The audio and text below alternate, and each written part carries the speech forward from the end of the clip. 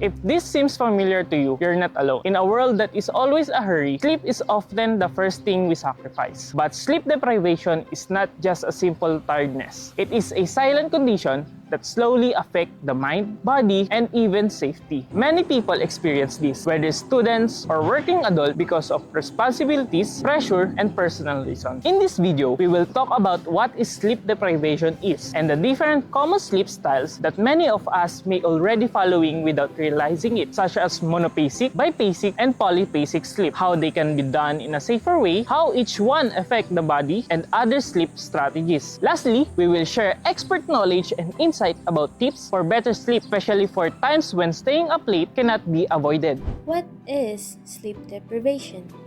Sleep deprivation is when our body doesn't get enough rest to properly recharge. It's not just about feeling sleepy, it also affects our overall health. In fact, in more than just being tired, it's a silent condition that gradually affects our mind, body, and even our safety. And it's not uncommon. Many people, both young and old, experience this. Students and working adults often lack sleep, not because they want to, but because of responsibilities, pressure from work or school, and sometimes personal reasons.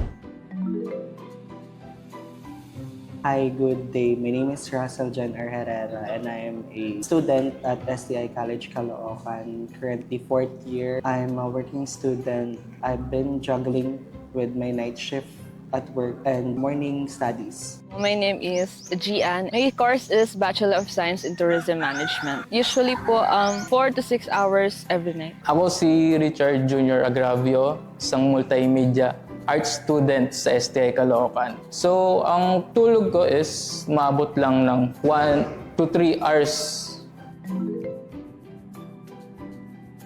It's not enough kasi mararamdaman mo siya na there are times na bibigay yung katawan mo pagdating sa mga activities na ginagawa mo.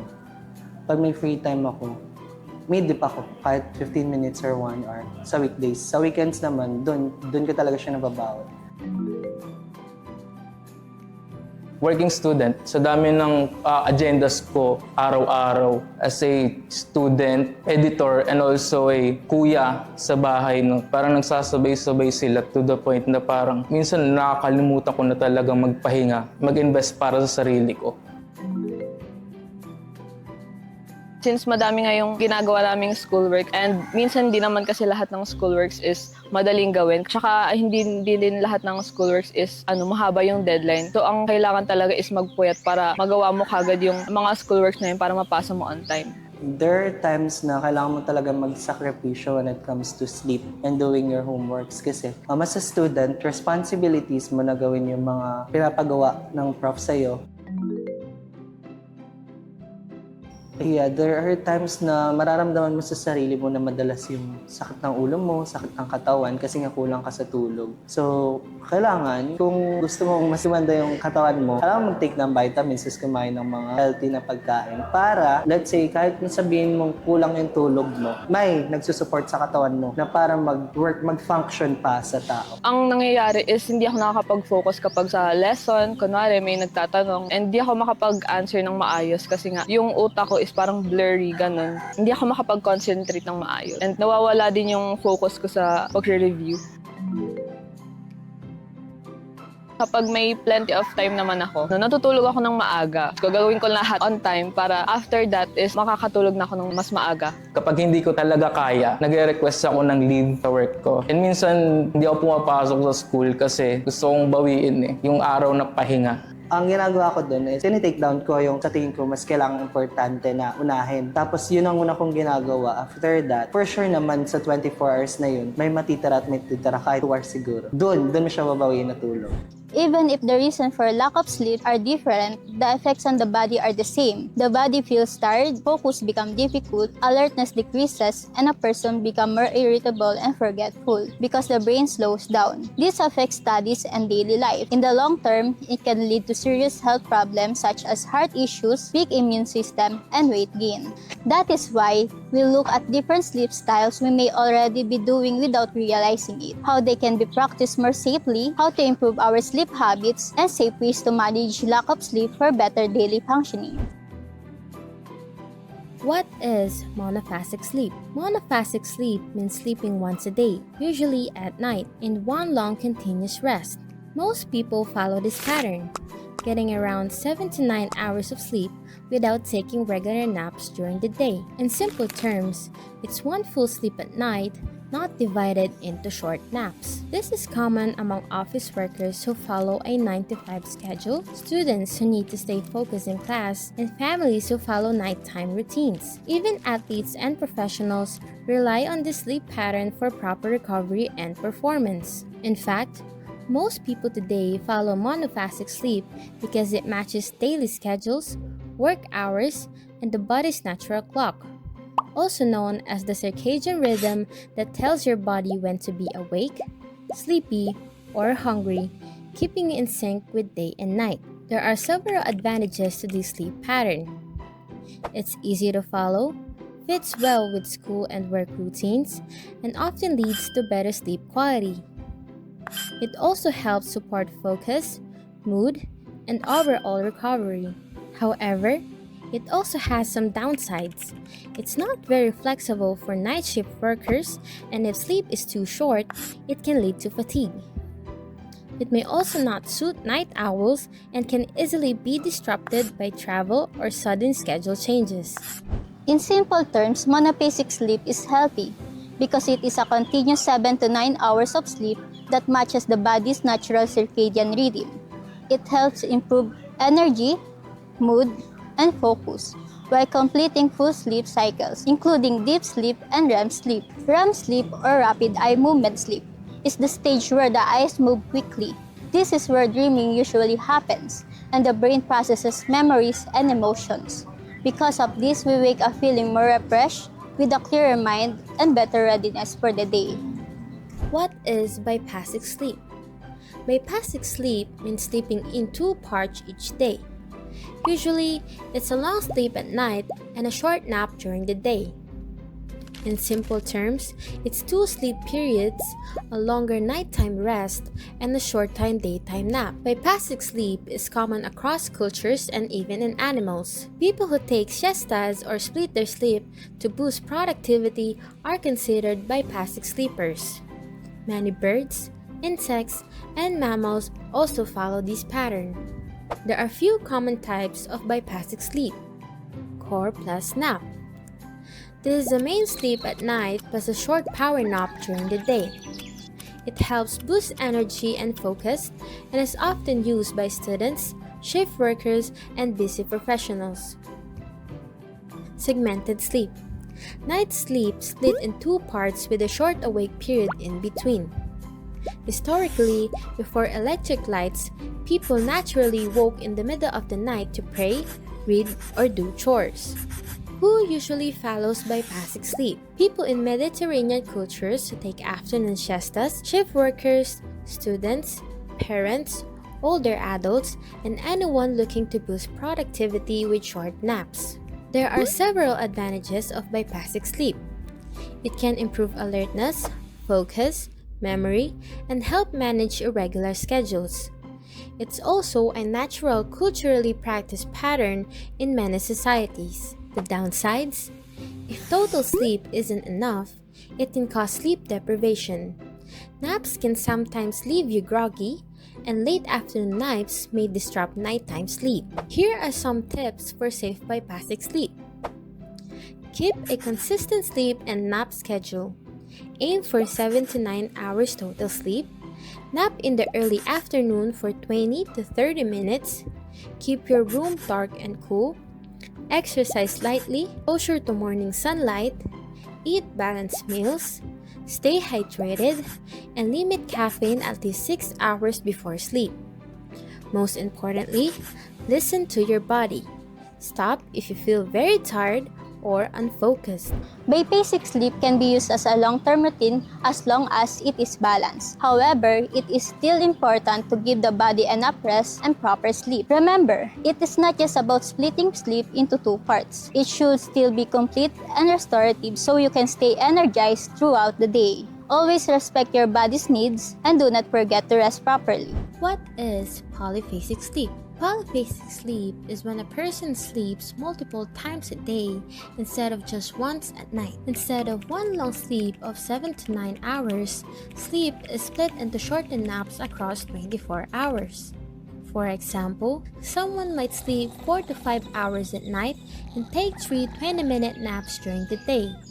In simple terms, it means breaking your total sleep into several short periods instead of one long stretch. This kind of sleep also happens naturally in animals, birds, and human babies. People usually use polyphasic sleep when their lifestyle or responsibilities makes continuous sleep difficult. Soldiers, nurses, doctors, and shift workers often take short naps to stay alert. Working students, travelers, pilots, and flight attendants may also use multiple short sleeps to have more waking hours or adjust to time zones. There are common types of polyphasic sleep. Everyman, one core sleep at night around 3 to 4 hours plus several short naps during the day. This allows more flexible waking hours. Uberman, many short naps with no long sleep, totaling only about 2 hours in 24 hours. This is very risky and hard to maintain. The advantages: more waking hours, a flexible schedule, and short naps that temporarily boost focus and alertness. While the disadvantages are it's hard to maintain, risk of sleep deprivation, health issues like weak immunity or hormonal imbalance, social difficulties, and poor sleep quality. Poor sleep quality means less deep sleep and REM sleep. Deep sleep is when your body restores itself, and REM sleep is when your brain processes memories and emotions. Tips for safe polyphasic sleep: exercise lightly and exposure to natural sunlight, especially in the morning. Eat balanced meals. Keep a strict sleep schedule. Optimize your sleep environment. Use caffeine carefully. And most importantly, listen to your body. Stop if you feel dizzy, extremely tired, moody, or unfocused. Polyphasic sleep is generally only recommended for short-term use because the body naturally needs 1 minute sleep at night. If done long-term, it may affect hormones, memory, learning, and overall health. It is not ideal for students, teenagers, or people with mental or medical condition. However, if it is needed because of work or special situation, proper healthcare and enough rest are important to stay safe. The power nap. A power nap is a short daytime nap that helps you feel more alert, improve your mood, and boost performance without making you feel groggy. Why is it recommended? Most power naps are just 10 to 20 minutes. That's enough for your brain to get a quick rest without going into deep sleep. When you wake up, you feel refreshed, focused, and energized. Even a 20 to 30 minute nap can still help improve memory and attention. But what if your nap is longer than 30 minutes? That's when sleep inertia can kick in. Your body may enter deep sleep, and waking up during this stage can make you feel groggy, slow, and disoriented. Basically, more tired than before. Basically, power naps works best when they are short. They should be just enough to recharge the brain without going into deep sleep. Deep sleep is the deepest stage of sleep where the body and brain are fully relaxed. This is when the body repairs itself and restores energy. It is also the stage where it becomes hard to wake someone up. However, if you are forced to wake up or really need to wake up while you are in deep sleep, instead of feeling fresh, you may feel groggy and mentally foggy when you wake up.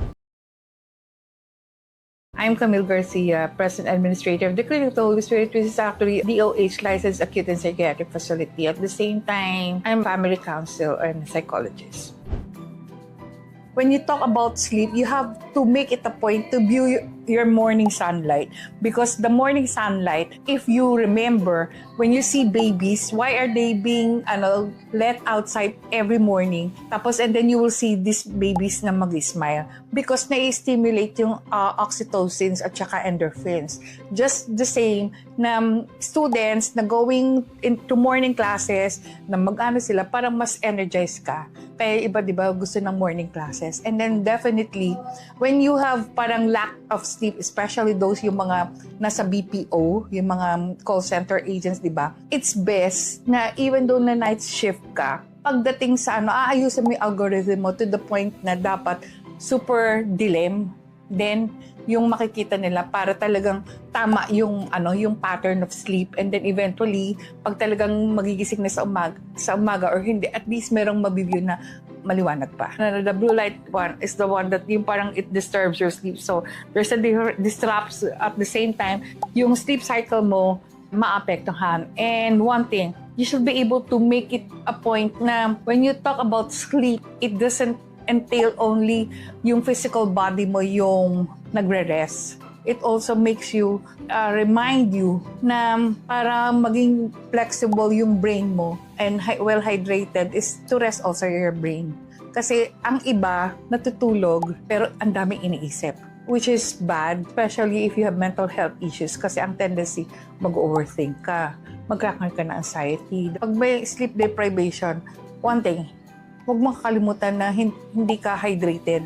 Kasi ang unang nade-dehydrate is the brain. So kung hindi ka hydrated, tapos yung brain mo dehydrated, isipin mo kung meron pang papasok para makapasa ka ng makakuha ng 100 sa mga exams mo. One, a lot of people now are into melatonin, which is supposed to be a sleep pill. Pero it's not. It's only, it stimulates the melatonin that you have.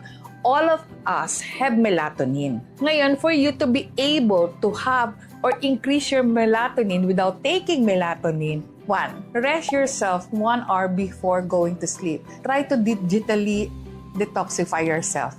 1 hour before, wala na. Hindi ka na dapat mag-cellphone, mag-tablet, or whatever. Kasi, when you rest yourself na ganito, nag-i-increase na yung melatonin mo. So, pag nag-increase na yung melatonin mo, magugulat ka, makakatulog ka na. Second, tryptophan. Tryptophan is supposed to be an enzyme found on milk. Wrong taking of milk in the evening is it's cold. It should be warm, not hot. Because ang milk, kung napapansin nyo sa babies, hindi siya hot, hindi rin siya cold. Pinapa-warm siya. So, anong ginagawa ng baby pag kainom ng warm na milk? Tulog. So, kung kayo rin iinom ng warm milk, ang effect, tulog. Do not allow yourself to over-exercise during the night time. Sana kayo hindi nakatulog. Kasi parang burn out ka, pagod yung katawan mo, pero yung diwa mo, hindi. Parang mas mahirap mag-relax yung ganun. So, kaya nga when we talk about mental health, it's always a balance of eating, sleeping, and exercise. Matulog na maayos. Unang-una sa sadyante, para lang siguro ibang mga kababaihan, linisin niyo yung kwarto niyo. Kasi pag hindi malinis yung kwarto niyo, paano ka magkakaroon ng magandang environment for you to sleep? Ang gulo-gulo, ang dumi-dumi. Tapos, and then, change your beddings every week. It's so important. Sometimes the linens per se, parang if you put a lavender scent on your linens or whatever, mas makakatulong siya talaga makasleep. What's the most recommended na time for you to study? It's not during nighttime. it's always early dawn. Kaya kailangan matulog ka na maaga para you can wake up at 4 o'clock and then mag-aral ka, magugulat ka, pasok yan. Parang ganon. Kasi mas madali siya ma-absorb. Kesa yung mag-aaral ka, magpupuyat ka, walang laman yung utak mo dahil kasi parang lutang na lutang ka, tapos kukuha ka na exam, walang laman. Tips for better sleep. View morning sunlight, fix your algorithm, avoid blue light before bedtime, rest your mind, not just your body, stay hydrated, melatonin pills boost your body's natural melatonin, do a digital detox, drink warm milk, not hot or cold, don't over-exercise at night, clean your room, and study at dawn. In the end, in a world that keeps moving and full of dreams and responsibilities, the choice of how we take care of ourselves is still in our hands. There's nothing wrong for taking a moment to rest because in the end, even if everything else changes, you still have yourself. So take care of your body, give time for rest, and choose to be disciplined. It is not wrong to stop, not to give up, but to pause so you can continue again. As the world keeps moving and time never stops, don't forget to pause for a moment. Sleep is not a waste of time. Sleep is your power.